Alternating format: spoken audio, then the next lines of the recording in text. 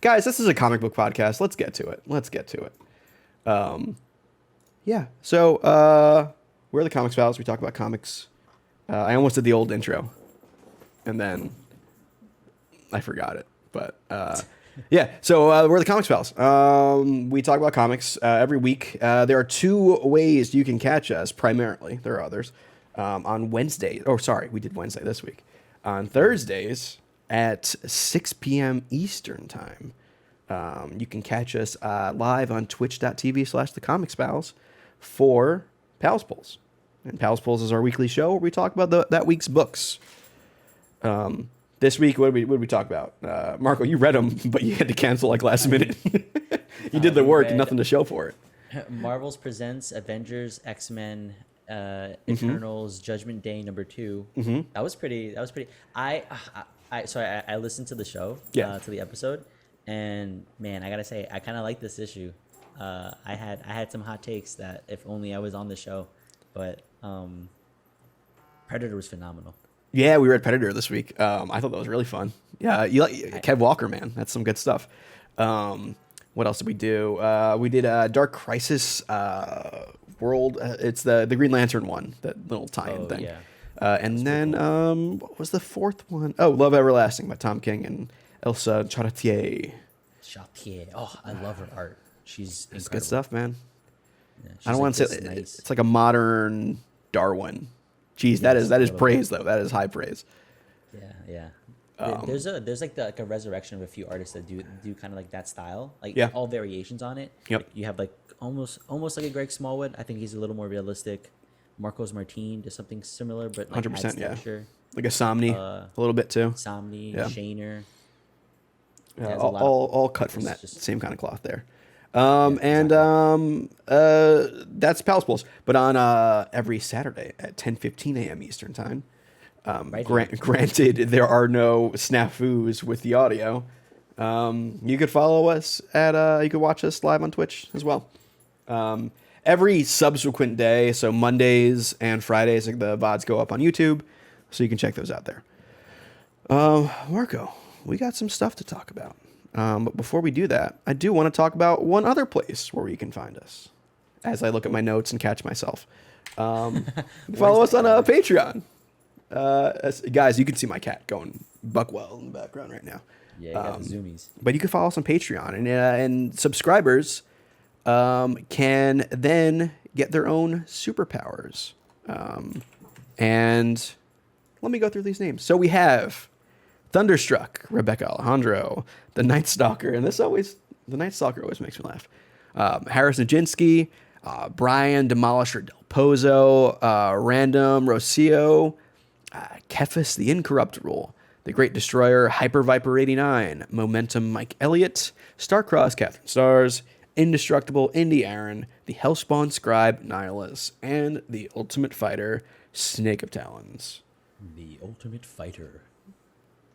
You big UFC guy, Marco? You big No, sir. No? No, sir. You look like a fighting type. I mean, fighting games. After like 8 shots of tequila, Oh, yeah, dude. After that. No, see, I'm not that debaucherous. Debaucherous, is that a word? I don't think... I would say you are debaucherous, but I don't think debaucherous comes into play when it comes to like being belligerent. I think maybe that's the word you're looking for. Oh, yes, that is the word I'm looking for, yeah. You're not like belligerent. You're not getting drunk at a Dave and Buster's where DMB turns into drunken belligerence, not a Dave and Buster at that point. D&D somehow turns into D&E later. At Patreon, you can also listen to our help vote for the book clubs. Most recently, we did Chainsaw Man.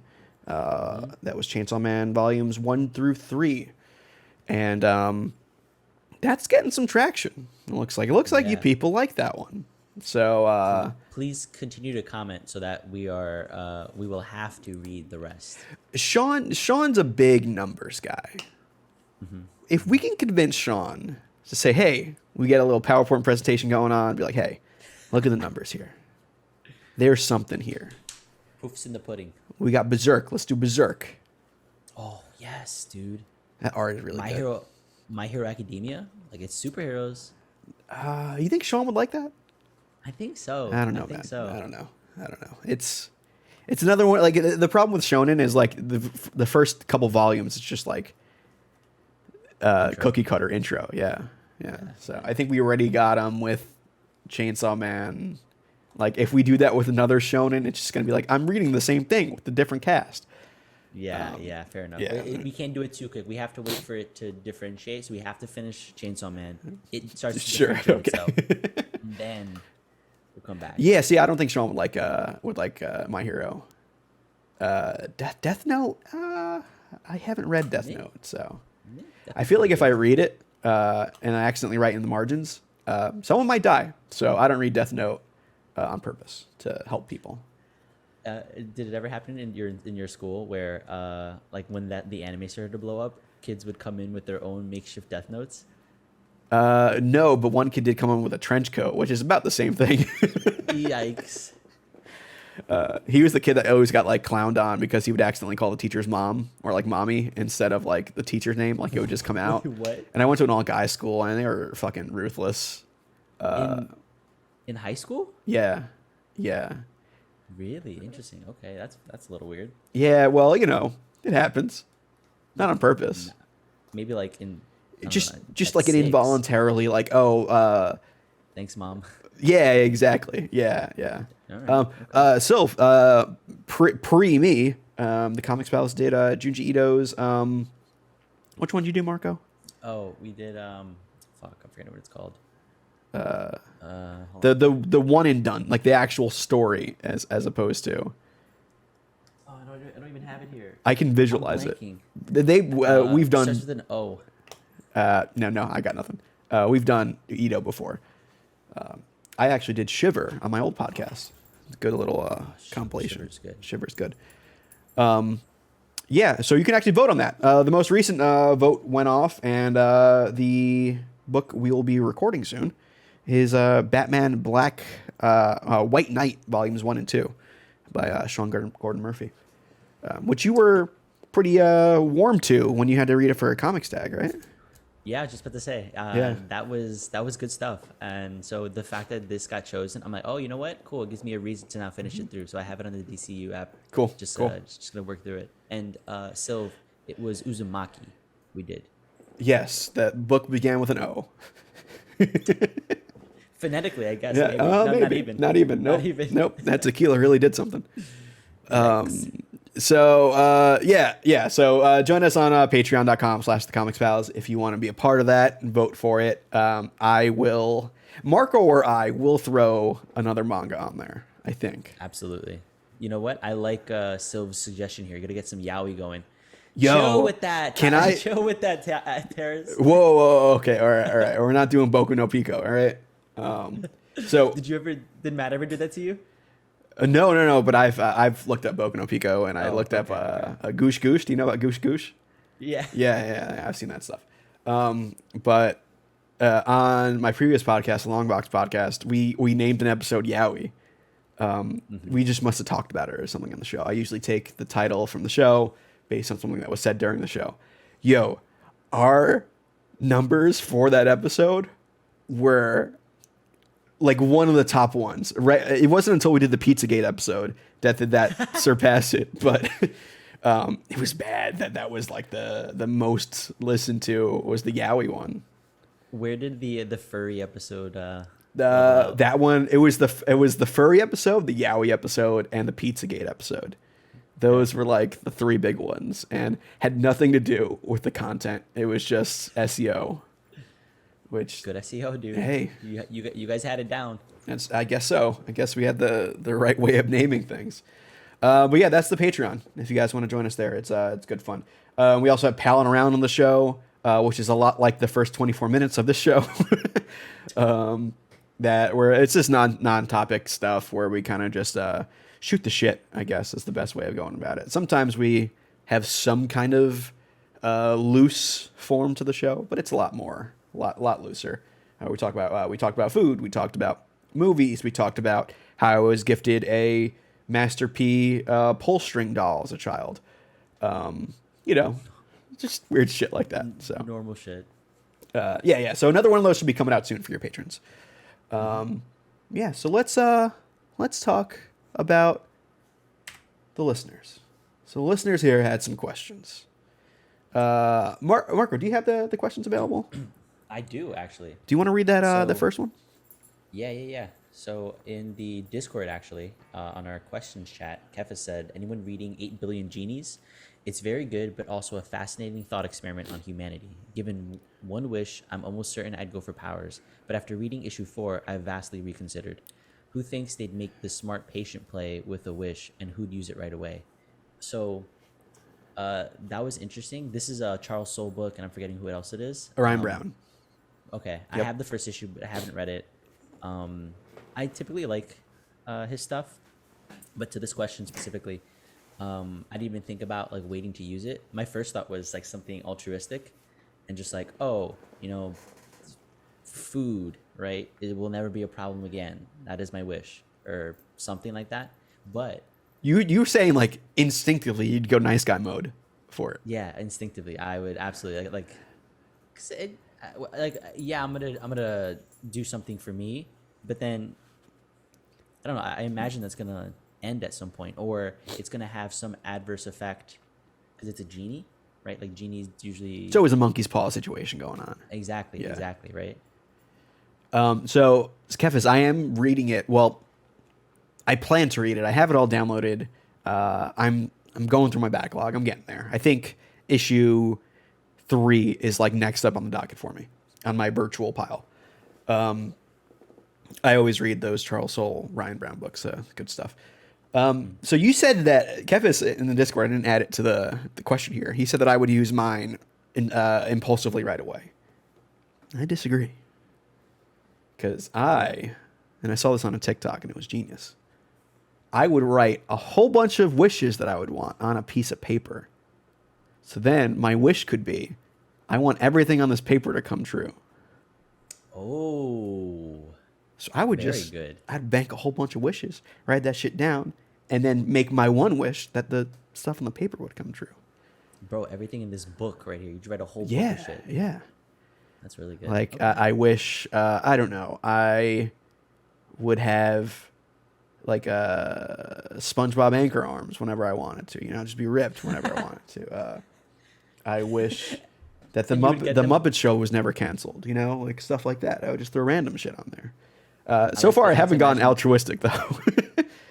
The muscle arms, I like to imagine like you would have to inflate your muscles the same way. Yeah, I might want to reword that a little differently. I wish I would have the No. singing voice of Beyonce. Like I would put that on there probably. Ooh. Yeah, very that good. new album, it's good stuff. I haven't heard it yet. That's good stuff. Yeah, it's good. Yeah, she's a great artist. I don't like if I had to literally have one wish. Man, part of me wants to use it destructively. A little revenge, Tyler. Not revenge, but like literally like, oh, I just wish nothing ever existed. Like just clean slate. Just Somebody would definitely be like, I wish this world would end. well, or I my wish would be like, I wish nobody's wishes come true. Yeah, right. Like All right, I could. Yeah. that would prevent a lot of issues. A lot of good stuff. Because I don't too, trust though. people. I don't trust. Well, you get the good, you get the bad. Facts of life. See, I inherently trust people. I feel like there's good in so many people, and so No more. I'm an Nope. optimist like that, dude. I'm an optimist. I used to be. And then I got older and cranky. Yep. And then I lived. But yeah, no, I don't. And then I worked retail. That's actually the the answer. Soul crushing. Once you work retail, you don't trust the majority of the public to be able to come up with the correct response to things. Yeah, that's what I wish for. I would wish all retail people a happy life. That would be my altruistic wish. All right, you want to read the next comment there? Yeah. So on episode 302 from Dan Trudeau. What's up, Dan? I came down with COVID over the last weekend, and my headache Monday was so bad I couldn't watch or read anything. Happily, you posted this, and I could listen with my eyes closed. Thank you for the entertainment on a rotten day. Were we just like ASMR for Dan's COVID malaise? Yeah, right? Probably. And sorry to hear that, but that sucks. So hopefully you're feeling better. Yeah, for real. Yeah. But yeah, dude, thanks for listening. Even sick. Yeah, I mean, what do we have? A couple more weeks before somebody's saying, well, I had polio and you were helping me get through polio. Gotta love that New York Had City drinking monkeypox. water. Yeah, ooh, monkeypox. Jeez, yo, I think I'm more scared of the monkeypox, honestly. I'm a little more vain right now. I have to be vain right now. Oh, okay. And Yeah, like the that's stuff that interesting. does to you. No bueno, no bueno. Nah, man, no. Terry Young, new subscriber to the YouTube, commented on Yeah. last week's episode. Marco, you want to tackle that? Yeah. So on the same episode, I'm cautiously optimistic for the DCEU. A lot of these seem like no-brainers and what they should have done from the beginning. I think to truly be successful, they need to do a complete reboot. All new actors, not connected in any way to their prior films, fresh start, build from flat ground. We chatted through this on that episode, and I think we agree that all of the right now anything that came out before needs to just be wiped clean. Like we have to start from that ground zero and start building from there, because at the most important thing is having a strong foundation. And if you don't have that strong foundation for your films, you get the DCFU. You essentially get all of these films sporadically, non-connected. Then they get sort of hamstringed together, and it doesn't produce good content. It doesn't produce actual good content for viewers, and it just makes headaches for the people up top. So you have to just restart. Yeah, I mean that's kind of what I was saying when we talked about this, and I think Sean was like, "Yeah, what the fuck are you talking about?" Was just start over. Like, it sucks, but like I think you literally have to just rip the Band-Aid off and like start from scratch. Start with those solo movies that work. I mean, there's some things you might want to keep, like Momoa's Aquaman. That seems to be working. Maybe we'll talk about that later on. Yeah. But like, does it connect? Who knows at this point? It's a bit of a confusing thing. But You're telling me you don't want to keep one belligerent, debaucherous actor in particular? I don't know who you're talking about. No. No, I don't. I guess we'll talk about it. We'll talk about Menace around the world. it.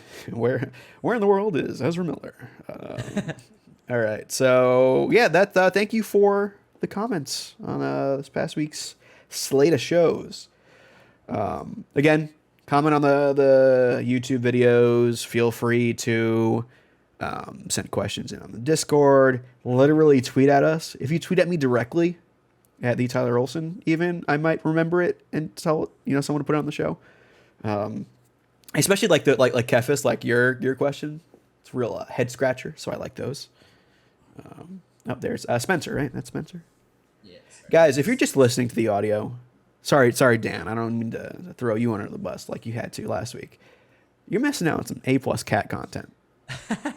He's just popping in and out. He was, you know what? He's chunky. He's a chunky boy. Same. And so my leg starts to fall asleep, and I need him off. It's like when I go visit Santa. Yeah. Exactly, just like that. Yeah. Yep. At some point, he's like, "All right, the blood's not circulating. We need to wrap this up." Yeah, it's that's exactly what Santa says to me, and then they call security. So yeah, that's that. So Marco, last weekend there was a comic book convention. Did you know this? I didn't actually. If it's not New York Comic Con or San Diego, I don't care. Or what? SPX is what you were. Oh yeah, thinking about SPX. going. Yeah. Last weekend was C2E2 in Chicago. And there was a kind of a spotlight on Chris Claremont panel there. What a good guy. He's great. Yeah, actually, me and Matt met him. You were supposed to meet him, and then you got... That's right. Yeah, you were with did us. Like arrive late or something? You arrived late, and then you just like had to go somewhere. I think you had like a after work shindig, and like just the timing didn't line up. That's right. Yes. And then literally, like right after you left, the person who was running it at Forbidden Planet pulled me and Matt aside. They're like, "Hey, you want to just come in real quick?" We like skipped the line entirely, and we got to like chat with him for like 4 minutes or so. Dude can talk. Yeah, I imagine. Yeah, I got my Dark Phoenix Saga signed by him, so that's pretty. Oh, really? Oh, yeah, they cool. just gave us one too, like a trade. What? Yeah, I know you missed out. Sorry, Mark. I fucking missed. Yeah, dude. yeah. Oh, But Chris Claremont had a panel at C2E2 where it was a loose panel. He kind of just waxed poetic about everything.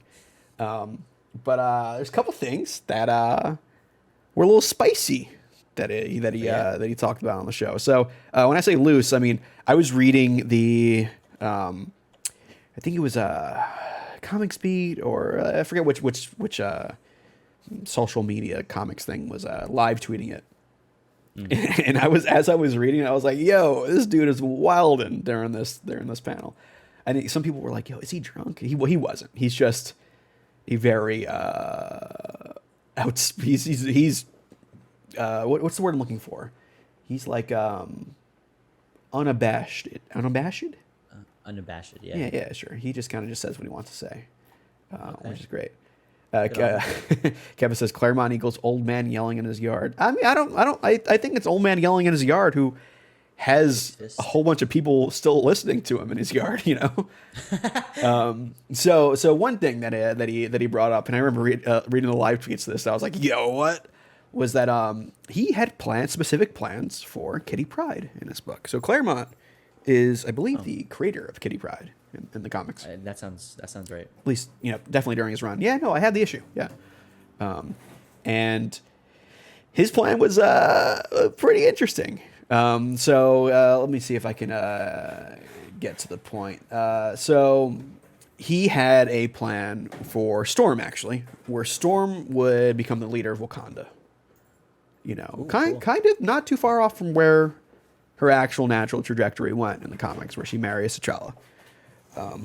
But she would become the leader of Wakanda and then would reject all the gods. And for revenge for rejecting the gods would then transform Kitty Pryde into their agent, making her black. Okay. Yep. Wait. This was one of his plans, or This was an idea that he had. I see. Okay. That never came to fruition, obviously, for a multitude of reasons. Mostly because he wasn't writing the book at the time, but also because little much. Interesting. I don't know why you couldn't just make her an avatar or whatever. Like, You got to make her black. And I think I don't know if it's in here, but he mentioned that. Hold on, my cat is just scratching at the stuff. He mentioned. I'm Go ahead. yeah. I'm just going through the article for it. Yeah, so he mentioned that that at the end of the story, Kitty would then have to decide whether or not she wanted to stay black. No, what? Dude. That's wild. I That's an option, I mean, guess. in comic books, it's an option. And then he admitted that it was as a racially insensitive idea, and one that he joked that he can get away with because, quote, because I'm English and we've been doing this for 1,000 years. What? Wait, funny joke. Yeah, race bending or slavery? I don't. What was the punchline there? I think it was a mixture of everything. I think it's like just saying the English have been playing with race for 20 years. But he mentioned that the objective for something like this would have been just because when it comes to comics, he likes having that cliffhanger that makes people go, "Oh, when's the next issue coming out?" Which I'm like, yeah, sure. You were able to do that fine in X-Men comics without turning someone into a different race. He did that in real life right now. He's like, what's Chris Claremont got to say next? Yeah, when's the next Claremont panel? Yeah. That's So wild. I mean, that kind of reminds me of the Silver Age Superman story where Lois kind of goes into some kind of like sarcophagus or whatever and gets transformed black. Yeah. And there's that same kind of like morality play going on written by some white dude. And it's just like, oh boy. I remember there was a comic shop in Philadelphia that I went to on South Street. If you guys know the name of the shop, please let me know.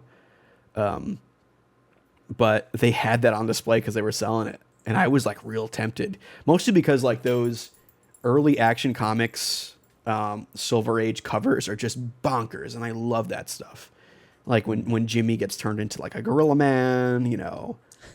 There's that one with like Green Lantern fighting the Toy Man, like stuff like that is my jam. But this is what it reminds me of, except it would have been written in like the late 90s, early 2000s, where like, not to say it was fine back when that Action Comics book was written, but it's a choice. It's a choice.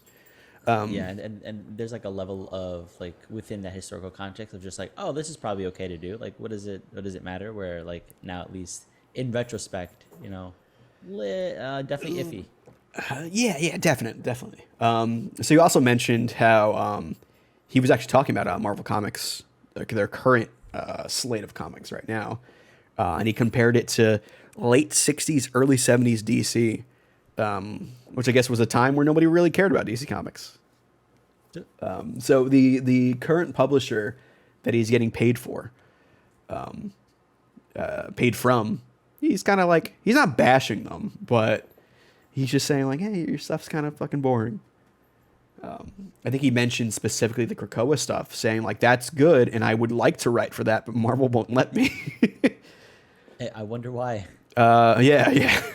Accidentally put the wrong skin color in your Krakoan egg. Whoops. Added this piece of DNA. Sorry. Yep. He'd basically be what is it? Sinister, fucking eugenics and shit. I mean, I guess they could do something like that. So yeah, because Claremont gets paid. He has like a Legends contract with Marvel, where he can't write for another publisher, and Marvel just pays him, even if he's not currently writing anything. Yeah. He compared his role to being like Congress, where he gets paid to do nothing. So damn, what a burn. I thought that was pretty good. That's a pretty good burn. Yeah. That's a shame. I'd like to see more stuff from him. I enjoyed him very much so as a writer. Like that's a warm spot of X-Men for me, where I like went back to read specifically from his first like start on the book through to, I think I made it like I want to say at least 4 or 5 years into his run, maybe even more. I would say it might be the most famous run in comics. Yeah. Probably one of the longest too. It's just it feels like a soap opera. Yep. Yeah, and I think it's definitely one of the more transformative runs too. Mm-hmm. But I mean, we just got a couple weeks ago. We talked about that Extreme X-Men book coming out by him, where it's him getting to play in the Marvel sandbox, but it's literally sandboxed away from Marvel continuity, where he can kind of do his thing, outside of the timeline, where he could tell the stories that maybe he didn't tell before. Maybe don't do the Kitty Pryde story, buddy. Don't. That's a miss. Yeah, don't do that one. But yeah, it should be interesting to see if they get more stuff. I mean, we're gonna be talking about some more of those Marvel.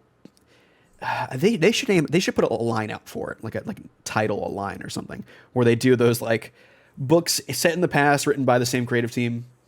Because that's what they were doing with like Claremont stuff. I don't know. They should call it like Marvel Legacy or something. Like, give it a line-wide kind of marketing spin to it, I guess. But like, I could see Claremont doing more of that. Yeah, for sure. That'd be cool. Yeah. Actually, I would like to see him tackle some Krakoa stuff. Like, I want to see what he's got. And I think that's one of the things that probably they're keeping him out of that sandbox, because they know he would probably he's so used to probably just doing shit that he wants to do, that if he were to do that in the context of Krakoa, might conflict with like the larger narrative and the larger structure there. In the Krakoa stuff, it just seems so what's the word I'm looking for? It's so continuity heavy, or like there's like a writer's room essentially for it, or at least there was. Where everyone's kind of communicating with each other about what's supposed to happen, and literally throwing in throwing Claremont into that would maybe complicate things. But no, it was definitely good. He mentioned that he would want to talk about the mutants having to be forced to lose their human relationships because they're on Krakoa. Like, that's the one thing he'd want to tackle, which that seems valid to me. Yeah, very cool. I mean, if you have X-Men, the 92 series talking about their own version of Krakoa, out of continuity, like give Claremont something. Let him do some shit. Yeah, let him. You're paying him. Might as well get something out of it, you know. Put him to work. But I think Claremont's a cool dude. It's not like John Byrne. Yeah. But let's Speaking of artists, yeah. J. Michael Straczynski. Oh, he's a writer, Marco. Fuck. So Marvel also announced Thanos Death Notes. We just talked about Death Note. Is he writing in a little journal in this one? So Thanos' Death Notes is coming out in November. It's a one shot with a couple little stories by some creative teams tackling Thanos as a character. But most notably, J. Michael Straczynski has been announced as one of the writers for this. And if you're not familiar with JMS's stuff, he was one of the guys that wrote I think he was writing Spider-Man during Civil War. He did a lot of the Moreland stuff. And then most notably, he had a really, really important run on Thor that kind of modernized the character and really made him who he is today in a way. Okay. And he's actually teaming with one of his artists on the Thor book. Olivier Coipel will be doing the Thanos story in this. Ooh, great writer. What you getting? You got mixed up again. That's a bit. I get it. So I'm a big JMS Mark, minus his Superman stuff. Mark, are you familiar with his Superman stuff? No, the only thing I read of him is the Civil War tie-ins and some of the Civil War stuff when we did the book club. Which great writing. I think he brings a lot of depth to his books. His books always felt cinematic to me. When comics didn't really feel like that at the time, they felt like comics. His felt a little more like, oh, this is what it could be as like a movie or something like that. Yeah. But no, I'm definitely excited for this. I think that JMS, I hope this is more of an inkling that he's going to be writing a little more going forward. I know he just did one of these short stories in that Thor anniversary issue that was a couple issues back. Okay. So I hope this means that maybe we'll see more of him going forward. Because his Thor run is one of my favorite runs of all time. I'm a big fan of him. And honestly, like the Thanos solo stuff that's been around, I think back to Jason Aaron's Thanos origin story thing, and then Donny Cates and Jeff Shaw's Thanos with the King Thanos arc. That's good stuff, man. And I think Thanos actually is pretty rife with potential as a lead character, as opposed to just being like the antagonist in an Avengers book. It's good timing too, because we're in the middle of AXE, right? So like a lot of Eternal stuff has been going on. He's technically dead in the Eternals book, and so it being Death Notes, us coming out of AXE, I wonder if there's not like some synergy there. Wait, is this his will and testament? Which we literally got that in Guardians of the Galaxy and Donny Cates' run like a couple years back. Yeah, that's when like cool. He read his will. Like Star Fox had to read his will. And apparently reading his will infected Star Fox's with Thanos's consciousness. It was weird. It was strange. There's also a Star Fox book coming out. Star Fox? Not like, sorry, can't, like not Nintendo Star Fox. Like Harry Styles Star Fox. Oh, all right. Less interested. By Kieran Gillen, though. Oh, back on board. Yep. It's a one shot. I'm interested in this. I'd like to see where this goes. There's also, I think, a story by who else is on this book? So we have Torrin Gronbeck, who wrote that Mighty Thor book that we read. Yes, yep. That's right. Yep. Kyle Starks is on this. Big Kyle Starks fan. Christopher Cantwell, another one. Turning onto him. He's pretty good. Yep. Andrea DeVito, Travel Foreman, and Ron Lim. Cool to see Ron Lim back for some more Thanos goodness. This goes on sale on November 30th. So. We'll probably read that unless it's a huge week or something. But the 30th sounds like a fourth week, which this might be the biggest book on the stands that week. So who knows?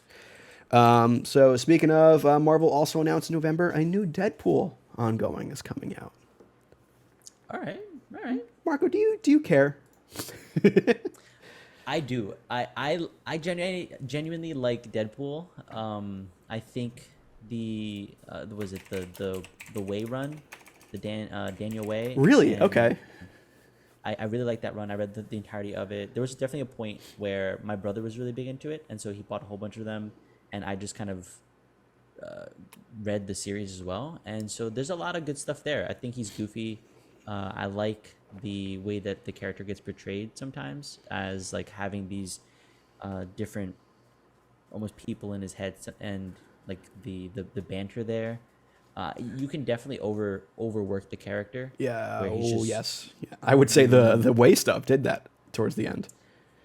Towards the end, yeah. The stuff at the beginning I thought was just hilarious. But once you start to just do too much with the character, with the different voices, plus with his cast of, I guess, friends and stuff, like you can do too much with this guy. And I think at the very least, anytime there's a new book, I'm at least willing to give it a shot.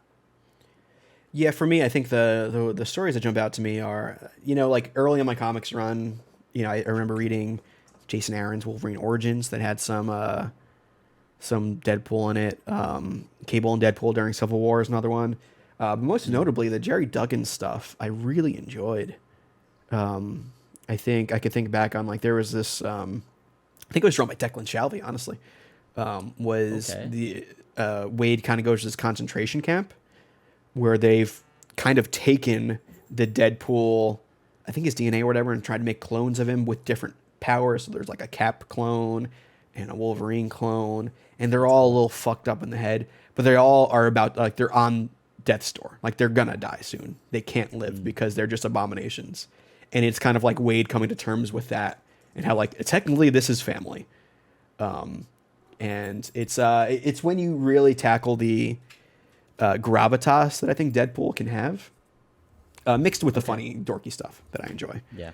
So this is actually going to be written by Alyssa Wong, who most notably recently wrote Star Wars Dr. Aphra and Iron Fist, and drawn by Martin Kokolo, who's currently drawing the Hulk versus Thor Banner of War, which is good looking, I will say. So Martin Kokolo. that sounds like an Inglourious Bastards when they're in the movie theater and they have to come up with fake names. Yeah. Great film. The name's Dominic De Coco. Just I love that movie. It's good. But yeah, new Deadpool. It's been a while, I think, since we've had a Deadpool ongoing. Honestly, I think so. Yeah. like I think since the Krakoan era, he's been kind of MIA with a solo book. I feel like he's even been MIA in books in general. Like, I don't think I've seen the character. He's currently in Wolverine. Yeah, and he was in Oh, X-Force okay, for a okay. bit, so he's always around. You can always bet on Deadpool being around somewhat. But like the last solo book I could think of was Kelly Thompson and Bacalo when he was like King of the Monsters or whatever. Wow, when was that? Yeah, it's been a while. But yeah, this is also coming out in November. And then another Marvel announcement. Remember when I was talking about how all these books with the creative teams that were like, oh, this is like a great era. Let's bring back Claremont, who everyone loved. And I was like, when are we gonna start getting the creative teams back that I started reading comics with? And shit, it's happening sooner than later. Greg Pak is coming back to do some more Planet Hulk.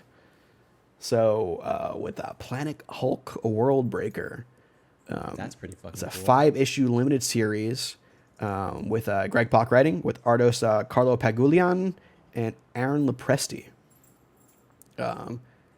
It's have you ever read Planet Hulk or World War Hulk or anything like that? I think we read World War Hulk for a book club. I'm trying to remember. I'm trying to find it actually. Well, this one's set way. Sorry. The actual artist for this one, I listed the artist for who drew the original one. Actual artist is Manuel Garcia for this coming up. Oh. I gotta say, personally, I'm a Greg Pak guy. Yeah. He is a consistent hand, I feel. There's never a Greg Pak book where I'm like, yeah, I didn't like that. It's always like, yeah, it was good. It's maybe this is gonna sound bad, but it's rare there's like, oh, that blew my socks off. I no longer have socks. My feet are bare. It's never really that, but it's always like, yeah, I'm gonna keep reading that. It's just a solid Yeah. solid book, a solid run. Yeah, I get exactly. it. especially when he's doing the Marvel stuff. When he gets to bring Amadeus Cho into the fold, which would be interesting to see if he comes back here. If he brings Scar back, Hulk's illegitimate love child. I don't really know what the DNA test is like currently, but if he's green, I don't think that's enough, Marco. No, you sure? Yeah, in the Marvel universe, I don't think you could just say, well, he's got some green skin. That's enough. I think you need MCU Mari to come up and give that. All right. Yeah. So is this like the time frame that you started? You said this is the time frame you started reading comics, like 2005. For me, yeah, around then. That's when I started reading. It's a mixture of reading actual comics back then and reading a lot of Wikipedia to get caught up. I did a lot of that too, because I was in high school and I was broke, so like I would learn the stories through like Wikipedia or forums and stuff. Yeah. And then like the books that I could buy, then I'd be reading those. I hate doing that. I need to Wikipediaing because I feel like then even through that there's just so much to like sift through. Where for me, I'm like, all right, you know what, fuck it. I'm just gonna get a volume 1 of a thing that seems important and read it from there. You're also not reading comics at that point. You're reading a book report. Not even like a book report on like the craft of it. It's just text. It's here's what happens. This is what happened. Yeah. But like when I started reading comics, that's all I really cared about. I was like, yo, Captain America and Iron Man are fighting? Okay, I kind of want to see what's going on there. And then like the whole Illuminati thing with like World War Hulk and Planet Hulk. Back then it was like, beat after beat. It was Civil War, then it goes right into, World War Hulk, and then like, oh, we have Secret Invasion right afterwards. Like shit did not stop back then. It was event after event after event. So I was tearing that shit up constantly. Sure. Yeah. And like World War Hulk was honestly kind of one of the more quieter ones during that, in terms of like line-wide impact. But yeah, I'm excited to kind of get back into this. I feel like it would be a much different Hulk than we're currently getting in. It's who's writing Hulk right now? Donny Cates. And Otley's run, which has been different. Or even Immortal Hulk. Yeah, even different than that. This is a lot more classic Hulk. It's like, hey, Hulk's angry. He's going to smash shit. Bruce Banner's going to try and stop him. That's what it is. Meat and potatoes. Meat and potato comics. This is set in the future, though. So there's your way of making it inconsequential to the greater narrative, which is what these line of books is doing. It's either set in the past or some obtuse future, never in the present. But I bet you this book sells. Yeah, for sure. The people who have money are the older generation. and there's like people with that nostalgia for this, and it's like it's a continuation. Yeah. Cool. This is a continuation of my X-Men, right? Or my Hulk, my whatever. Yeah. And especially like the pushback I've seen on the internet, Twitter, Facebook, and all that shit about MCU Hulk. Sure. Being like this zen kind of chill dude, and it's like that's not the Hulk, Like this is the Hulk people talk about and they want, The guy just breaks stuff. He speak bad and he make people hurt. Yeah, sure, exactly. Yeah, that's exactly how I read those comments too. Yeah. I don't care about evolution of characters. But yeah, no, I'll check this out. I'll definitely check this out. I might even I wonder if this will make me want to reread World War Hulk. It's been a long time since I read that. So book club, put it for a book club. Hey, we could. It's Berserk and Planet Hulk. Actually, Planet Hulk might be more fun than World War Hulk, because I feel like everyone's done World War Hulk, and Planet Hulk's a little more different. That's where Korg shows up actually in the comics. Yeah. Not as big a character as he is in the movies, but that's a shame. Yeah. So leaving the Marvel sphere of comic books, we're going to get into a different publisher that listener of the show, Matt Murphy, always bags on. We're going to talk about Valiant Comics. Oh, hey. So Valiant Comics is in a bit of a weird spot right now. So this is not confirmed. This is pure rumor, but like it's gotten confirmation because a lot of people have confirmed they no longer work for Valiant. But about a week ago, Valiant's parent company apparently laid off almost the entire staff of Valiant Comics. What? Yeah, there was no official announcement of it, but it was more like people all like changing their their Twitter profiles to not mention Valiant Comics anymore. So I'm trying to remember Is not who bought. DMG Yeah, Entertainment. yeah, DMG. One of those other like big IP farms that just buys smaller companies, and Yeah. then eventually tears them apart. I mean, like most recently, we can think of what was it? Oni Press having a similar situation. Yes. Yep. But as far as we know, last week everyone was let go. But it looks like there's at least two more people still at the company with Fred Pierce and senior editor Lisa Hawkins. According to Comics Beat. And they let out a letter because their Archer and Armstrong series was just canceled. Issue 4 was the final issue. Issue 4. Yeah, and then going forward, they're only putting out a book a month. Yikes. Yeah, so I think in September we're going to be getting Bloodshot Unleashed, which is kind of this. I don't know why the DC logo is still there in the thumbnail. Ignore that. But Bloodshot Unleashed is like this mature readers version written by Dennis Camp with John Davis Hunt on art. And until the foreseeable future, just one book a month from Valiant, which is it's kind of a bummer, man. Yeah. That sucks. I remember a few years ago when the narrative around Valiant was, oh, this is like the Valiant like resurrection, and like there's a lot of books coming, like a lot of books coming out, and people were really in tune with them, and it kind of just like petered off. Yeah, I mean, like they put out like Archer and Armstrong, which I really enjoyed. There was Shadow Man, Bloodshot. I'm trying to think of the other ones. Ninjak, yep, Ninjak's another one. No. Quantum and Woody, that was the one that I really enjoyed. That was kind of like goofy, almost Booster Gold, Blue Beetle kind of situation going on. That's fun. Yeah, they put out some good stuff, man, and it just sucks to see another like big company just decimate a comics publisher. Yeah. And like we're seeing it small scale, relatively small scale with Oni and Valiant, allegedly. But like we talked about, was it last week, where like the smoke of this is kind of showing in the Warner Discovery merger, where like does this shit kind of happen in DC? I really hope not. If the parent company is realizing that they're like losing money on something, and they're gonna go for that efficiency, right? They're gonna go for what is the cost effectiveness of a company, and if they're just not producing numbers from a sales perspective, then why am I gonna justify having you on payroll? And it's a shitty way to look at it, but it's the way that they end up.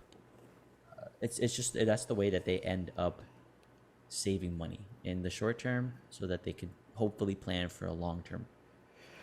Yeah, but my other thing is like, I guess the point of buying something like Valiant is for IP for other media.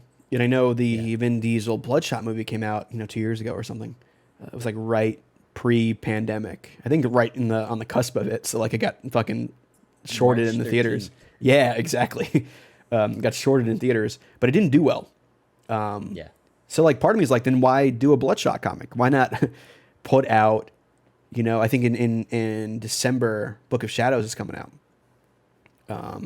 And then there's also a Exo Man of War miniseries coming out with Becky Cloonan and Michael W. Conrad and Liam Sharp. Like that's it's like an A-list team. But like who knows when that's coming out now? Because Book of Shadows is coming out in January. Do we have to wait for that to finish before we get this Exo Man of War? Which shit, that might not happen till like this time next year. Yeah, at that pace. Yeah, that sucks. That really does suck, man. I recommend, if you can, go to the back issues. Find some of that good stuff. There's some good Exo Man of War out there too, and especially like maybe get those trades now, because if they're only printing one new comic a month, I gotta imagine them reprinting trades. Probably not high on the list of priorities right now. Heard Faith was a pretty good book. Yeah, that was Marguerite Sauvage on art, I believe. Oh, okay. I remember something like that. Yeah. There's good stuff there. There's definitely good stuff in the back catalog that I recommend. But like it just sucks seeing like another comics company kind of just fall to their knees because of fucking capitalism. But You gotta keep the lights on, Tyler. I guess, yeah, it's rough. Let's talk about some good news when it comes to an indie publisher, though. Oh. So IDW announced that they have 5 books between IDW and Top Shelf, 2 of their co-publishers, I believe, are working on TV deals with various other streaming companies, TV channels, and stuff. But one of them is the Dark Spaces Wildfire that we read a couple weeks ago on Pals Pulse. Yeah, it's good stuff. That was written by Scott. You kept up? Did issue 2 come out already? It did. Yeah. No, I didn't. Then I did not keep up. No. Okay. Did you?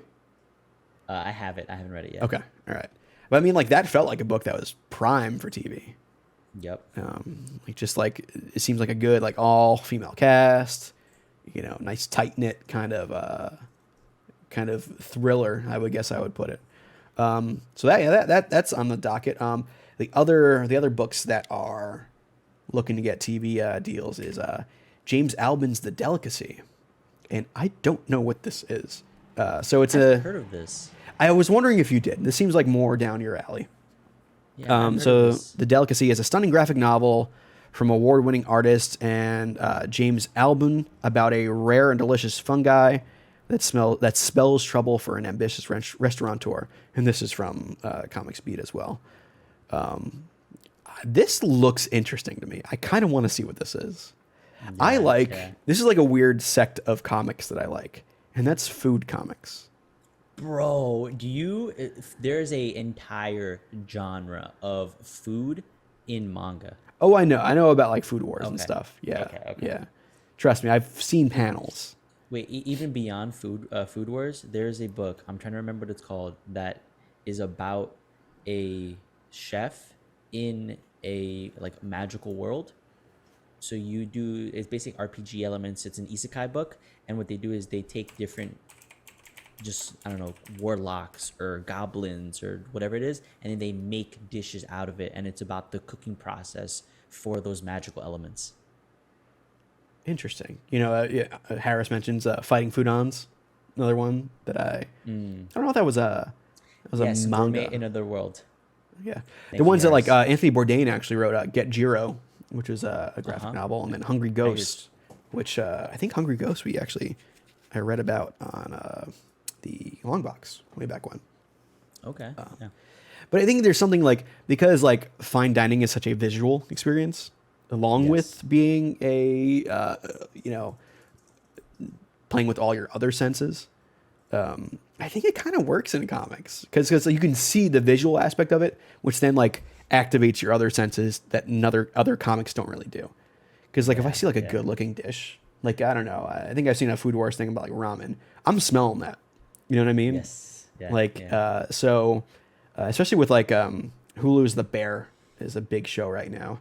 It's about it's about like a Chicago small town kitchen and the drama that goes on there. Like the menu is coming out. It's a thriller horror sort of thing with Ralph Fiennes, where it looks like there's this killer chef or something, and they gets his people stranded on an island to have this 8-course meal or whatever, and it looks like it might be cannibalism involved. I don't know. Looks like a fun movie. But like there's something in the air right now for media about kitchens and food. So a good time to pitch this. I've heard good things about The Bear. I've gotten recommended to me. Dude, me too. Me too. Yeah. I need to mooch off somebody's Hulu account because I want to watch that, and I still haven't watched Prey yet. So I'm doing that tonight. I'm gonna go. My brother's back from Ecuador, and so I'm like, "Yo, we have to watch this." He's like, "Yes, I'll make popcorn." cool. Oh, yo, if you need tips on popcorn making, I got you. Opie, let me know. I'll Yeah, text you always cut a hole in the bottom of the bag. Never mind, that's a bad joke.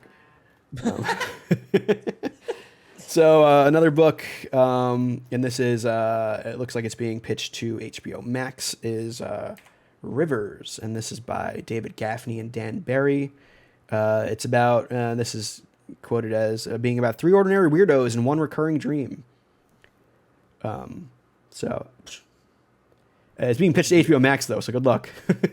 Yeah. Whoops. Sorry. That's definitely not happening. Yeah, timing on that is a little funny. The eyes here look like you know the music videos for the Gorillas. Dude, there was an article about Jamie Hewlett that I was gonna. Dude, I love Gorillas. So yeah, I know what you're talking about. Especially the drummer, he doesn't have pupils. He has pupils now. In the newest album stuff of their the newest media stuff, he has pupils now. So it's a little weird. So the other book, and this looks like it's being pitched to Universal International Studios, is Ballad for Sophie.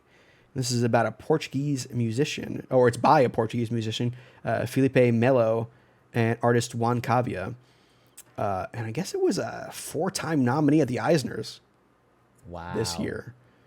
It's a sweeping tale about what happens when a young journalist prompts a reclusive musical superstar to finally break his silence.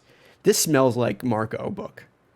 Yeah, dude, absolutely. The reason why I put this article on here is because a lot of the stuff is like, I think Marco would like a lot of these things. Yeah, this is a good call, dude. I've not heard of these, and with exception to the Scott Snyder. Sure. I think this one gives me like Layla Starr vibes. Yes, just from the cover art alone.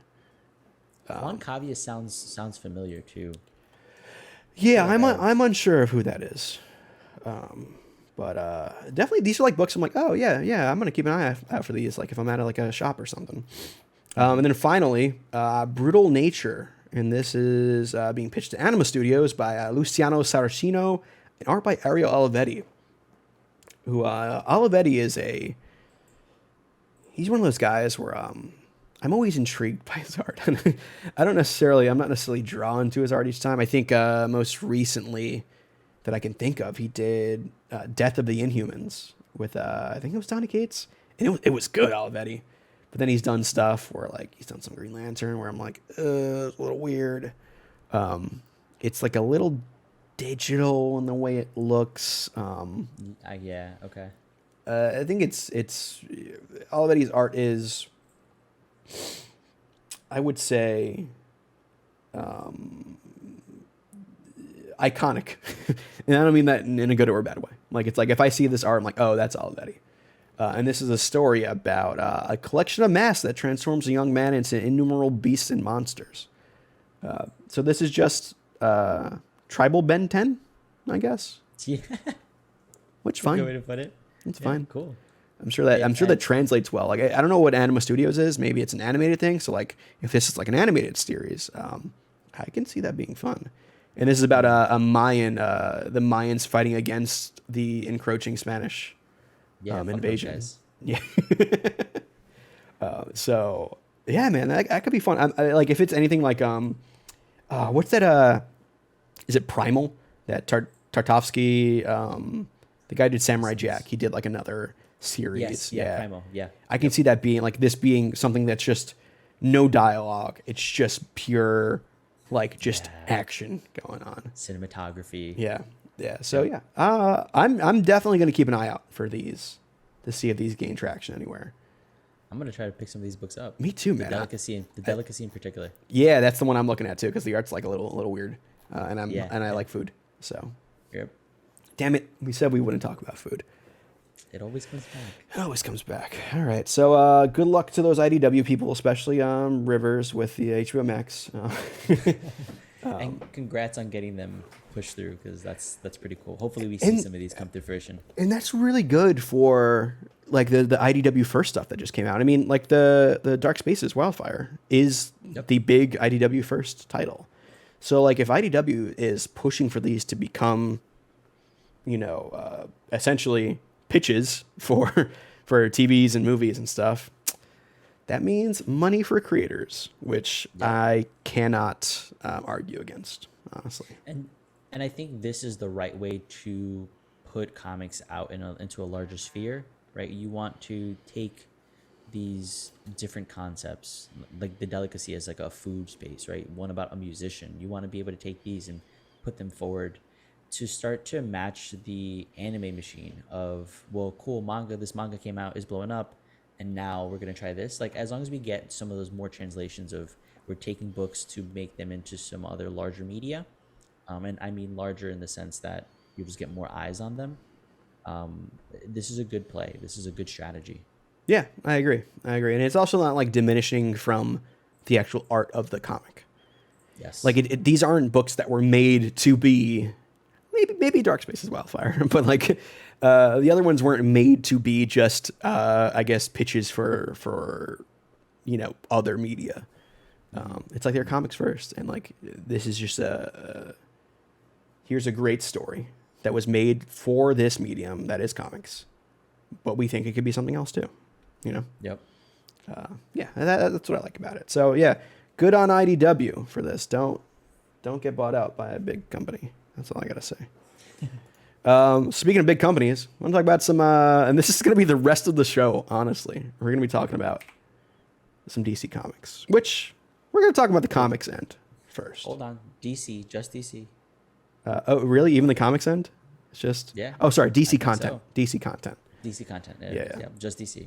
So, proving once again that the green makes green, G. Willow Wilson's Poison Ivy is extended.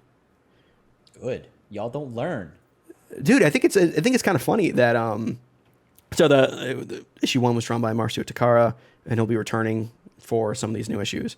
But it's getting a second arc, second 6-issue story. It was originally pitched as a 6-issue mini, and they were like, "Nah, it's doing too well sales wise. We want more." And like, fuck yeah. The other book that did this was Swamp Thing. So like, yep, dude, the green, there's something there. There always is, and people don't understand it. But also, like, you put a team like Marcio Takara and G. Willow Wilson on a Poison Ivy book, and like Poison Ivy, I would say, especially with the Harley Quinn stuff, she's like second fiddle to Harley Quinn in the animated show. It's a big character, and like it's a female-led book written by a very well-known female writer. It's money. I knew it was money as soon as I saw it too. And like, I feel like they knew too, because there was a whole bunch of variant covers, like that a random miniseries doesn't normally get. And we're only 3 issues in, halfway through, and it's like, all right, give it more. Yeah. Which is wild, right? To say, oh yeah, 3 issues in, because I don't think we got an announcement about Swamp Thing season 2 until like to the end of it, almost the end. Yeah. So this is awesome to see. And I think you're right. The creative team itself is just that good and that like powerful a team, that why not continue to bank on them? Yeah, and I also I think DC needs to start leveraging some of their B tier characters, especially if they're trying to look into it a little more transmedia, because they've kind of diminished the appeal of some of their A tier characters in non-comics media. Work with some stuff that you haven't tried with in a while, Get that Swamp Thing movie off the ground. Yo, I remember there was rumors for like a Swamp Thing season 2, and didn't really happen. But like Poison Ivy, trust me, great. I was in those Facebook groups, Tyler. What are they called? Trust me. Parliament of Trees. I would think swamp posting or the green swamp posting or something stupid like that. This is good. This is like good DC DC content news, where a creator gets to continue their story. And I haven't read issue 2 yet. It's literally, I think, after 8 Billion Genies. It's like right next up for me, but I do have every issue right now, and I'm excited to see where it goes. Have you been working your way back through your back catalog? Dude, I'm like a month behind. I think more than a month behind. Same. Multiverse is really, really cut into that. I've been playing too much, not reading enough. I'm slowly working my way back through Wolverine. I think my last issue was like 20. I did all of Dark Knights of Steel. Like, I'm just catching. Dude, Dark Knights of Steel is good. Oh, it's so good. Yeah. Tom Taylor writes a good Elseworlds. And like the drama and like the reveals and the page turns, all excellent. Yeah.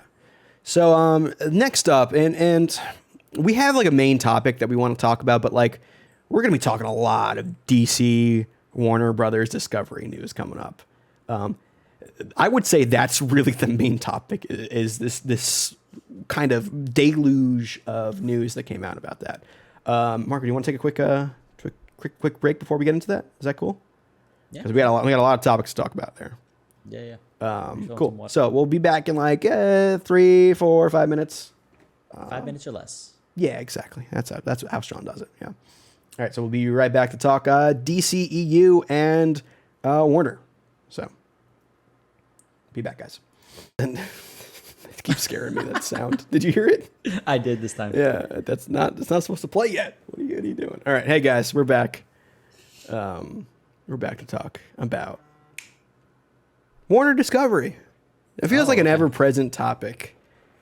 This is the summer of Warner Discovery, for good or bad. So Variety posted an article, and I think you guys should definitely check it out. It's written by Brent Lang and Adam B. Vary. He do be very.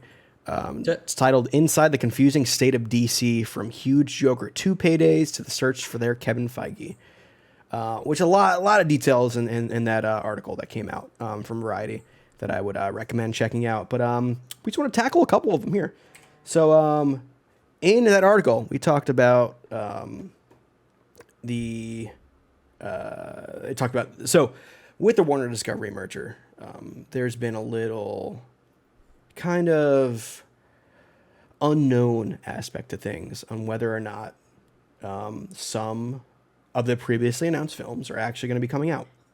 But we got some confirmation that some of them are still on the docket as of now. So Black Canary, and this is Journey Smollett, who debuted as Black Canary in the Harley Quinn movie. What is it? Birds of Prey and the Fantabulous Emancipation of Harley Quinn. I think that's the title. Yep, that's it. Which is great. You ever play Actorly? It's like a Wordle sort of thing. It's a thing. But like whenever that shows up, I know it's that movie because the title's so long. So like it helps me there. So her solo movie is still on the docket, and Blue Beetle, that seems to be safe as well. The Green Lantern movie, I think, is a little up in the air. I think we've gotten conflicting reports on that one. I've read that there has been the Green Lantern series rather. So says of one Harley Quinn. Of one Harley Quinn, yes, not multiple. The Lady Gaga is not in that movie. But yeah, the Blue Beetle. Do you have any interest in these movies? It's funny how these two are safe. Not funny. I like how these two are safe, but the Blue Beetle, yes, I really liked him in I remember some of the episodes for Brave and the Bold, and I really liked the character. I love Brave and the Bold. It's excellent show, Yeah. and so because of that, that's like my first introduction. Not first. I've read some like of the comics, like sporadically here and there, but that was like a really cool portrayal, and since then it's been an interesting character that I would like to read more of. I feel like there's not enough, but also so TJ Maxx used to do these, like have these bags where you could just buy like 5 whatever comics or something. They had comics for Maxinistas? Yeah. Oh, and wow. you pay I think like $10 and you get just like 5 floppies from. They seemingly were just like random reprints, and one of them was a Blue Beetle story, and I think I probably have the issue somewhere, but I liked it. I like that. I liked the Nom. You got the Nom in there? Yeah, I got the Nom. Wait, so you had Blue Beetle, a nice, happy, teen superhero story, and then the Nom. The Nom, Punisher, a one-off Batman. It was just a random ass collection of shit. It's funny. I remember getting one of those thing at Walmart or something like that. There's like just grab bags of random comics. Yep. And I feel like what would be in there is just like stuff that didn't sell. Like I remember finding variants in there and stuff. Sure. But the Nom always shows up in those. I don't know why. Wayne, we actually interviewed Wayne Van Sant, and I was the only person who knew who this person was because I had read like those one-off issues of Nom, and I'm just like, when we got the media request, because I met somebody at Dead Reckoning one Comic-Con or something, and made the connection. Whatever, we have an interview. It was a really good interview too. Go check it out if you're interested. He was promoting his book All Quiet on the Northern Western Front.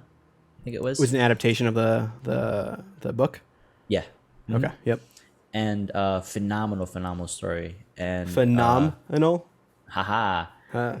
And I was like freaking out because I'm like, this is the guy that wrote the Nom, and all the guys are like, Marco, what the fuck are you talking about? Dude, the Nom's great. It was really good. Genuinely, Yeah. It was a very good book. It's good stuff. But yeah, so out of these two, I think Blue Beetle will do fine. I feel like if they can really tap into like this being their Spider-Man, which I got to imagine in the marketing pitches, like that's mentioned. Like here's arms. our teen bug hero. Like Teen Bugman is just essentially what it is. I'd be, I'm excited to see where it is. I think it should have been Sideways instead. If you guys remember Sideways, it's a good teen DC superhero. I don't know. It was remember when the Terrifics came out and like that DC's version of the Hulk. There was like some kind of DC publishing line that was weird, where they introduced a whole bunch of new characters. Never heard of this. Sideways was one of them. I like Sideways. I think the Black Canary story can be good too. I'm curious to see if they ever cast Green Arrow in it as well. I feel like with Black Canary, there's always Green Arrow involved. Yeah. Or if any of the other supporting characters from the Birds of Prey comes up. So Rosie Perez. As Renee Montoya. Great casting, by the way. Yeah. First of all, I think that Birds of Prey movie is underrated. I really enjoyed that movie. I think that was my favorite Harley in movies, honestly. Okay. She's most likable, I feel. Suicide Squad is fine. The Suicide Squad, better. Much better. I think Margot's best work was in that Birds of Prey movie. It just came out at a weird time, I feel, It was like it was like at the end of the year, I feel like, because I remember the guys did a review of it and I wasn't on. I hadn't seen the Or movie. it was like the very beginning of the year, Something like that. Yeah. Those two movies are safe. Strangely, not fully safe is Batman 2. What? Did they so greenlight something? So that's the thing. They've announced it. They announced it at CinemaCon that it's coming out, but it's not greenlit yet, which is weird. So IGN actually wrote an article kind of expanding on this Variety stuff, that we can expect years away for Batman 2. So we got a while for this movie to come out. I guess it's not a priority, honestly. It's definitely coming because the script's been started. Yeah, Sylv mentioned the script's been started, and they've announced it, but internally not greenlit yet. So they could start the script and pull a back roll essentially on this. Oh, that would suck. Is the Penguin show still a thing that they're thinking I about? read that's also okay. That's safe as well. Oh, okay. All right. So then I can only imagine that they'll probably prioritize that first and then see how it does and then probably go back to number 2. I mean, my worry is that this is not fully greenlit yet because they're still not sure about their plans for the greater DCU going forward.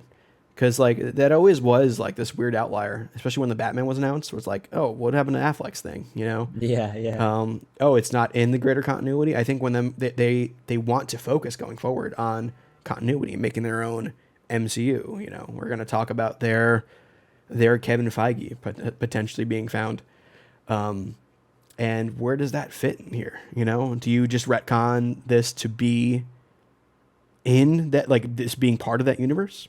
Maybe, but I just don't think they know their plans yet for this character. So that's why they're not fully, committing to it 100%, which is a bummer because I really like the Batman. It was great. It was absolutely great. I think even like the buzz around it, it felt like a no-brainer. Once the movie came out and once people started talking about it and you started hearing about it, it was just like, oh yeah, this is a good film. They're absolutely going to do a sequel to this.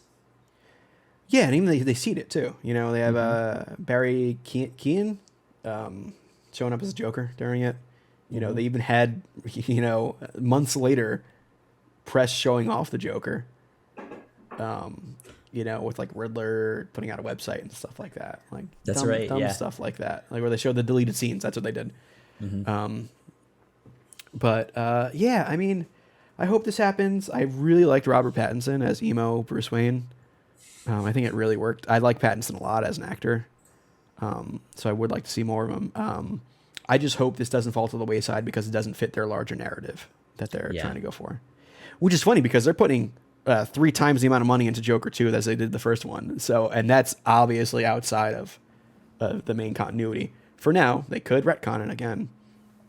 All they need to do is show Superman showing up at the end. It's like, oh, all right, it's in the universe. Timeline-wise, it makes no sense, but that's comics for you, baby. Flash is gonna pop up in that. He already has. You just didn't see it. Yeah, Barry's still in there. Yeah, he went to just punch somebody and then left. Yeah. And also a flash punch. That's gonna hurt. Yeah. But WB is also considering bringing back Leslie Grace as Batgirl after they just demolished her solo film. And when I say bringing back, I don't mean bringing back the movie. That movie's done. Right. We're never going to see that movie unless it Her leaks. portrayal. Yeah, but Leslie Grace as Batgirl could potentially show up somewhere else. Which, I mean, maybe she shows up in Black Canary as a supporting character. But then they're fucking it up because they're not clearing I know. The whole thing is a mess. Right. But like, we haven't seen Leslie Grace as Batgirl in a movie yet. So like, fair. Even if they start with a clean slate, she could be part of that clean slate, Okay. Although I think Batgirl is not necessarily one of the characters you start that clean slate with, which I think is one of the reasons why it was canceled. It's kind of funny. It's like, hey, sorry we fucked you. But, here's your consolation prize. Maybe we'll talk to you down the line. Yeah. That costume's gonna be in storage somewhere. If they maintain that relationship with Leslie Grace, I think that's a good way to extend like an olive branch, right? Like, hey, I know we fucked up in this situation or whatever it is, but we still want to work with you. Like this was not a testament to you as an actor, your quality, all that stuff, right? It's not personal. And I think people have been taking it as a personal thing. And when it comes to money, it can't be sometimes. And also the way she kind of, pun intended, gracefully kind of discussed what happened, in social media and stuff. The way she did it was like, I need to not burn this bridge. Right. Whereas I feel like the directors are like, fuck, this fucking sucks. Let me tweet that Kevin Feige reached out to us. You know what I mean? Like, the bridges on their side might have been a little burnt, but Leslie Grace seemed to be dealing with this a little more strategically, which I think is smart. Gracefully. I mean, she was in West Side Story. Wasn't that what she was in? The Spielberg one? Or No. In the Heights. In the Heights. Okay, the other Spanish musical set in New York. I'm excited to see if she does pop up somewhere. Because honestly, I did want to see at least a trailer. I wanted to see what she could bring to the table. Even if the movie wasn't testing that well. Just to see exactly where she shows up. So Harris mentions it's amazing that 2 Michael Keaton returns as Batman will be scrapped. I think they're scrapped because the main return is supposed to be in Flashpoint, which is a big question mark. And then having that kind of out of order and out of sync was confusing. Yeah. And speaking of, you want to talk about some Flashpoint going forward? Oh, let's bring back one of our favorite things. Ezra watch. Oops, I accidentally put the gif of him choking a gif of them choking a fan on the screen there. So this is there. Thank you, Super Smash Brothers announcer. Ezra watch is back. Baby, they continue to be in the headlines. Fucking menace. Yeah, man. I love this picture. Yes. So Ezra is back in the headlines again as the problem grows between Ezra and Warner Brothers Discovery.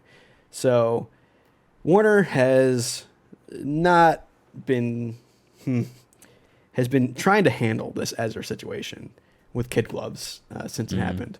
And to be fair, it is a really tricky situation. Ezra Miller is there. They've put all their eggs in one basket, and that basket being Flashpoint. Flashpoint was going to be their kind of Flashpoint for their new DC universe in the movies going forward. It was going to reestablish a lot of the cast and where that cinematic universe would be going forward. Turns out, though, their main actor is a total douche. They put their a total menace. They put their eggs into a basket case.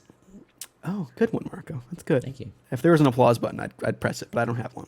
So, applause in the chat, fellas.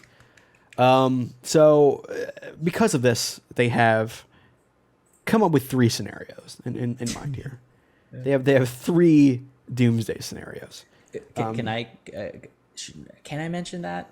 No, I wouldn't. Okay. Just to be safe. I wouldn't just be safe. But in this Hollywood Reporter article, written by Kim Masters and Pamela McClintock, Warner's 3 scenarios are this. The first one being, they put out the movie and they have Ezra do an apology tour.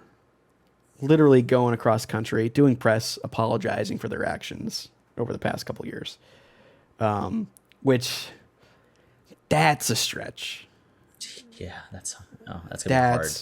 When you're apologizing for cult-like behavior, and I think didn't a warrant come out in Vermont recently for, or at least Miller was charged with something in Vermont recently. I think like assault. They're wanted by police for something, and I think like CPS is involved. There has been missing children, so like that's a big apology tour, and also like. Then you can't do press in Vermont. Specifically Vermont. Yeah, you have to do certain press in certain places and avoid the places where they're wanted. So that's option 1 doesn't really seem like it's on the table. Option 2 being they release the movie without Ezra doing any press for it. Yikes. Which, oh boy. So what do you have there then? You have... Michael Keaton doing press, maybe Ben Affleck doing press, the actress playing Supergirl doing press. Like, the movie is called Flash. Yeah, you have. That's like That's like Thor coming out. Thor: Love and Thunder coming out, but Chris Hemsworth is not doing press. Yeah. It's like, man, Natalie Portman really holding the bag there, dude. All of it. I feel like that's doable, but like that just smells funny. I don't think it has good optics at all. But in that scenario, at the very least, you have like a co-star, like a co-lead in that. In this film, we don't necessarily know the details of like how big other characters are going to be. So you're going to have doing a press tour with somebody who has like what, 6 lines? Yeah. And for all we know, this movie is full of cameos. Yeah. And from what like leaks I've read online, like the other main character is another version of Ezra. Oh my god, dude! So like an alternate universe Ezra, which like you can't even do that. If the main co-star for Ezra Miller is also Ezra Miller, you put a lot of eggs in that basket. Yeah, they're gonna get Grant Gustin to just like pretend to be Ezra and do the tour. Just do some like, method acting. Yeah, but like never takes off the mask. He's just like committed to it. Sure. And I also like how so this is a recent picture of Ezra that came out that's on the stream right now. They just grew a mustache. Are they like in incognito mode right now? Like they seem really arrogant about this whole thing. But this picture was taken right next to a what is it? A wanted mugshot poster of them. Oh my god. Hold on, I'm gonna try to find the full picture and share it. Yeah, it's that's bonkers. So and then the third option is the nuclear option, is to just not release Flashpoint. Which, if you want my opinion, don't release it. I think the third option is honestly the least likely option out of all of this. That is, clean slate. Literally don't release it. But I think it's the right option because this is your out. If you want to have your clean slate of DC movies going forward, I don't think this movie should come out in terms of that. because this is contextualizing the DC universe still within that Snyderverse kind of backdrop. And I think it might confuse audiences more, if I'm being honest. Audiences, we had Doctor Strange, we had Avengers, we had everything everywhere all at once. The idea of the multiverse exists in the public consciousness. But based on what I read about this movie, it seems confusing still. Yeah. Yep. And also, I don't think Ezra deserves any more money because they're not going to use it responsibly. They've taught us that much. So the third option is definitely not like it's on the table insofar as they've announced it, but it's not something that they're going to go for. I don't think it's likely. It's what they put in like 90 million into this movie. 200 million. 200 million. Shit. I don't think 90 million was Batgirl, I believe. Yes. Yeah. And 200 million for this. It might be a big tax write-off if they can do it. I think to your point, right? This movie has to come out for the sake of their larger plans to scrap everybody, to be like, we're fucking done with these people as we're done with these people as the person, the pillars for the universe going forward. Yes, yeah, exactly. Thank you. Yeah. And then we can rebuild that foundation. Without this movie, you can't do that. True. And the funny thing is, like, as Ezra has been across the globe committing crimes, they've also been filming reshoots for Flashpoint. Yep. So, like, in between filming, Ezra's like, filming, crime. Filming, a little crime here. Filming, let me give a baby a gun. It's wild. I can't imagine what the talks between the agents, Ezra's agent and WB execs is like during all this. Probably ain't good. That's not a job I want. But at this point, I'm like, use Flashpoint to literally do your reboot right there. That's how the comics did it. Do that. Yeah, you have to. Yeah. I believe Sylvie, you mentioned there was like a suicide watch for Ezra too. Like, shit, it's getting a little spicy out there. It's getting wild, and I think I think it's been hard to just get a handle on them, and they're really fast. That's why. Fair enough. Yeah, it's a shame, dude. It's a shame because there was so much potential and lead up to this. And then I don't know what happened, but this year and last, Ezra just went on a tear, and I don't know what happened in that time span, right? The world went to shit, so that's deteriorated a lot of people's mental capacity. Like, personally, I've gone through it in multiple, aspects. Hey, but, same. Yeah. But like, who knows if that had something to do with it? Sure. It's a weird spot because I can obviously tell there is something wrong with Ezra, and I could feel for them as a person because like they're going through some shit. Yeah. But because they're putting a whole franchise of movies at risk, which I know is a real selfish point to put, but also actual people at risk, all the people that they're affecting in their antics throughout the summer or the past years or so is not good. There's children, women involved that are being put in situations that they should not be put in. So yes, I can feel for them, but also realize it is a shitty person doing shitty things right now. Yep. And I hope they get help for what's going on, honestly. Yeah. And the people involved get help. And I think having a tentpole movie franchise, having to be the star of that, is not good for someone's mental health if they're already in a bad spot like this. There's too much weight. Yeah. Look what happened to Ben Affleck with Batman. Became an alcoholic again because of it. You mentioned it. Right. His abuse came right back. That he didn't have to deal with since, I think, Daredevil, like the fallout of Daredevil. Jeez. Which Ben Affleck and superhero movies, not a good combination for him. But hey, he got married to J-Lo again, so he's there's some positives, The alcohol did something. Usually it has the opposite effect on me. So like, it's just like, that is not somebody who needs this high profile thing right now. Maybe down the line they can redeem themselves, hopefully. I don't fucking know. But right now there's too many people that they've affected where I'm like, yeah, fuck them. There's too many eyes on right now. RDJ did it. Maybe they'll come back in like 10 true. years. True.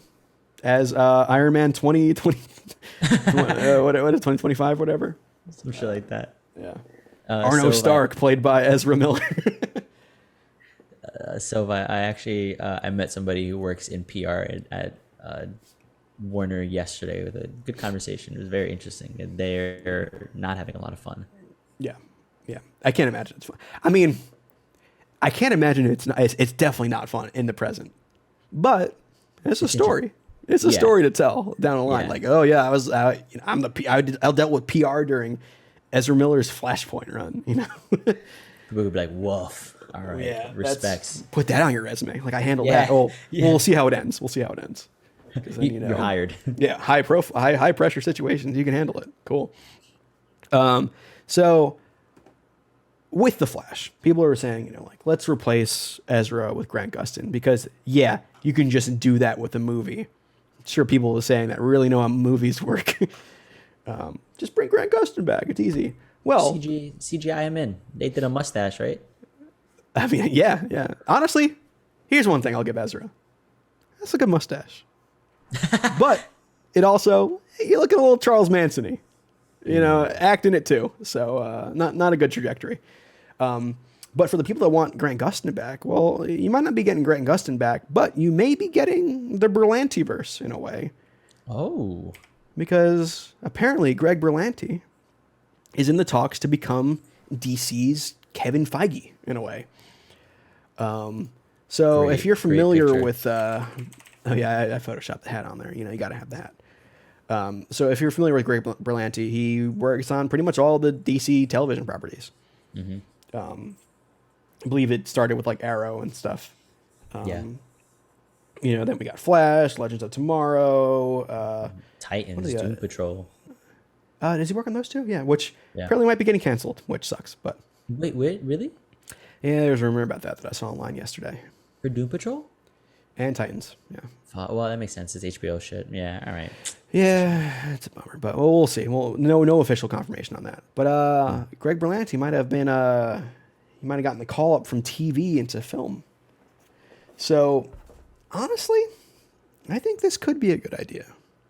So Berlanti showed that he can make a quote-unquote cinematic universe. Like those Berlantiverse TV shows, they all connected.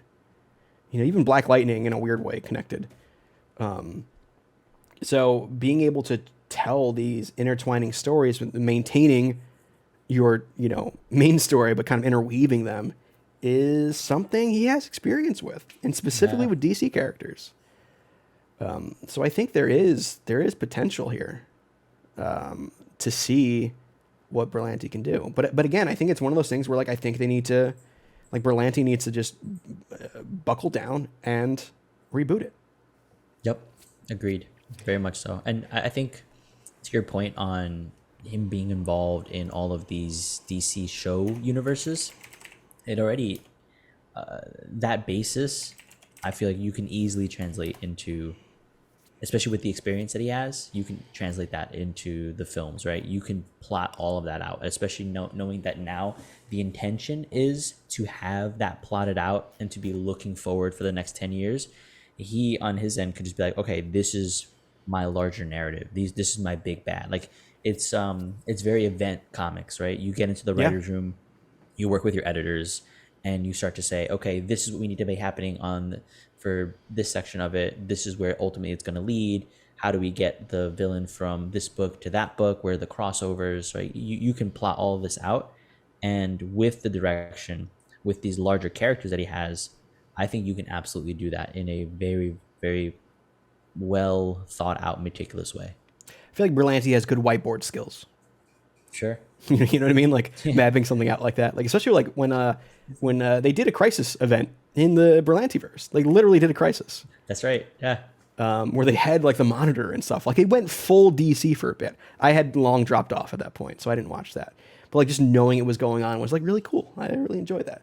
So imagine that kind of planning and that kind of dedication to that, but movie level money, you know, and the costumes would probably look much better, honestly. Yep. I think this is the right guy, to be honest. And if they can announce that, and then they can announce that they have a plan going forward, like with like the good old fashioned MCU timeline sort of thing, I think they need to do that sooner rather than later. Yes. Because right now all of this is out there. We're talking about it. It's published on Variety, Hollywood Reporter, Deadline. It's all out there. So that uneasiness about where the line of DC properties is going is palpable. And I think like that might affect some things like, you know, Black Adam coming out, Shazam. You know, there might be people out there who be like, oh, this doesn't matter.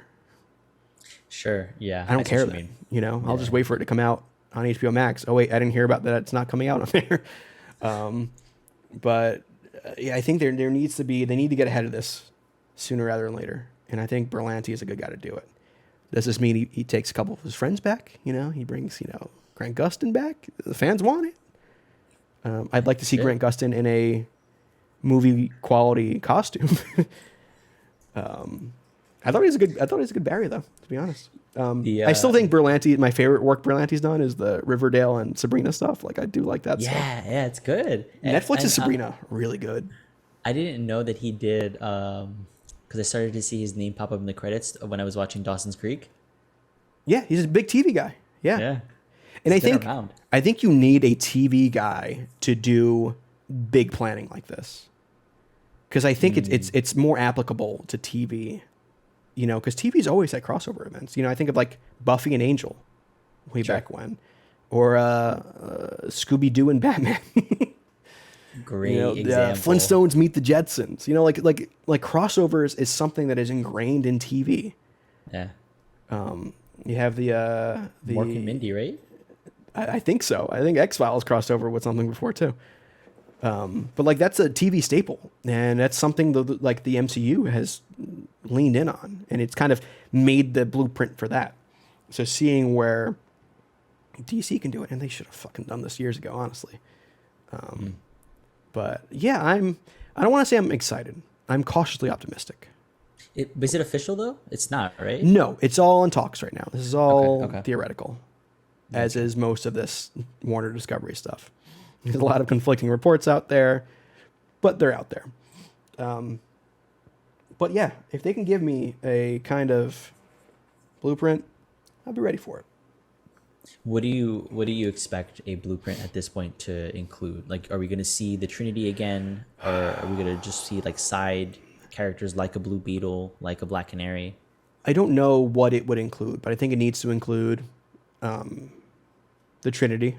I think you need to include, hey, here's a new Superman movie. And if they're recasting the Trinity, you got to let us know. Like, have a big event.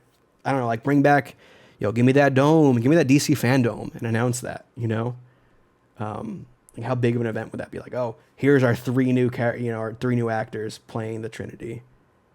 And here's the slate of movies coming out in 2025, or in 2026 or whatever. Like give us obtuse years, like what Marvel does, Like, I don't mean to say steal Marvel's whole flow, but shit works. Yeah, dude. The blueprint's out there. Use it at this point. I think they were so against using it that it really bit them in the ass. Yeah. Now they need to bite on it in order to get it going. You need to deep throat that blueprint now. I think I agree, right? You need the Trinity. You need some variation of it. Yeah. I think you need to rework your way up to a Justice League as well. So I think, that's going to be the big thing. You need to figure out what your first villain is. I feel like a Dark Side or something. Or a Lex, or like a Legion of Doom sort of thing. Yeah. A Lex would be cool, actually. Ooh, actually, Legion of Doom would be cool. You can introduce all their rogues galleries in their individual movies. It's easy. Like, I don't want to say it's easy, but like it makes sense. It writes itself. Yes. Like even Marvel hasn't done that. Like, because Marvel doesn't really have like they have like the super Masters teams of Evil, but like DC has like those villain super teams, which Snyder was alluding to with Lex meeting Deathstroke, And I think like eventually Black Manta was supposed to show up in there, but like there's a reason why the DC blueprint works. Like we had it with the Super Friends like decades ago. Superheroes, supervillains fight. Yeah. Money. Like it's there. Don't overcomplicate it. Like how cool would it be to see like Superman, Batman, Wonder Woman fighting like Lex, Scarecrow, Gorilla Grodd, Black Manta, but everyone fights the other like their other people's villains. Yeah, so like, yeah. it's dumb, and it's it's sure it's a downfall of cinema as cinema. It's a downfall of Christian cinema. Oh, that sounds nice. Put that on your Hinge profile. But it's what would work. That's the popcorn flick people want. They want to see superheroes punching people and causing collateral damage and killing millions without it being evident on screen. Oh wait, I'm just describing Man of Steel. Yeah, man, that's all I want. I just want dumb fun, dumb wholesome fun. I want to get to a phase 3 where we have a Swamp Thing movie. I think that's sooner rather than later. I think with what Marvel is doing with like Doctor Strange, I think you introduce like a Constantine, introduce that magical aspect of it. Like Doctor Fate's already out there, Black Adam's out there. Lean in, send those guys to like the mystical realm. A JSA movie where you get like older heroes. I'd fuck with that so good. Like you have the generational gap, so you can even do something like that. You can start with different generations and. I just want to see Wildcat on screen, dude. Which one? The guy or the other woman? I forgot their names. I didn't know there was a woman. Yeah, there was. Yeah. Oh, okay. Yeah, she's the younger one. So. Nah, the old dude, the boxer. Yeah, he's gritty. Yeah, I love him. Have Mickey Rourke play Wildcat. Actually, I think he's going through some stuff right now. But yeah, that's all I want. I mean, like, and then once you have that, that universe made. Then you can start working on Legacy, because I think that's what DC's all about. It's Legacy. It's like, these mantles get dropped. Like, it would work better as a cinematic universe, I think, than Marvel would. Because Marvel, the characters have always kind of been the characters. But with, like, DC, it's like, well, Nightwing was Robin, then he becomes Nightwing. Like, you can have those characters grow organically throughout the years and decades. But I think Marvel never really did. You can have mantles passed down to people. You can have, Dr. Fate giving his helmet to Khalid, the more recent, Dr. Fate. Like, that exists. There's multiple avatars of Swamp Thing you could do. I think Marco just wants there to be a Swamp Thing movie he can bring to like his future kids too. Like, hey, that's all it is. I mean, there are films. I just want a good one, dude. I mean, to be fair, Wes Craven did those, so like, they're not bad. Good? Huh? I never watched. It's fine. Yeah, it's not the first one. It's not Crow level. No. The second one is much campier, and the first one it's all right. It's just their origin story. Is it trying to be a little too serious? A little bit, and then the second one just leans into goofy shit. Although the show was pretty good. The show was great. Are you kidding me? That was excellent. Yeah. But yeah, that's I guess that's our show, Marco. That is our show. It's Constantine, not Teen. It's Constantine in the comics. I think it's Constantine. In all media. Didn't they call him Constantine somewhere else? Was it the Keanu one? Keanu Reeves only. Okay. Yeah, that's where I'm thinking like... Yo, bring back Matt Ryan. All right? He came back in Harley Quinn this season. Wait, for the voice, right? Yeah. Oh, yeah. He is incredible. He was in Legends of Tomorrow for like a whole season. No way! As Constantine. Oh, shit. All right, cool. Yeah. I'm going to have to check that out.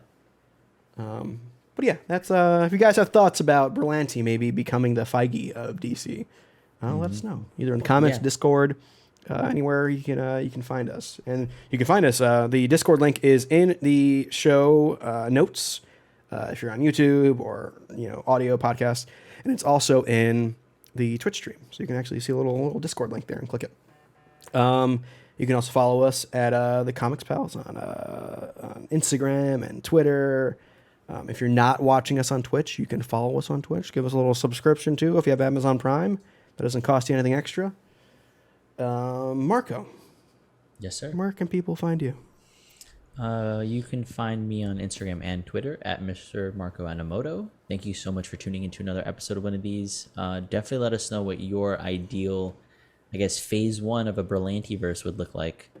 I hate the term phase. Dude, that's what they gotta go for at this What's our point. phase 1 of content moving forward? Yeah, that's right. Oh yeah. Sorry, phase 1 of content. Yes, Let us know. And then otherwise, you can come talk to me about what I've been reading. I've been catching up on comics. So if Wolverine's next up on the docket, I think I need to catch up on some of the indie books that I've gotten, and then yeah, come talk to me about TV. Oh, I've been watching Mr. In Between. It's an Australian crime black comedy. It's very good, Tyler. I think you would really appreciate it. It's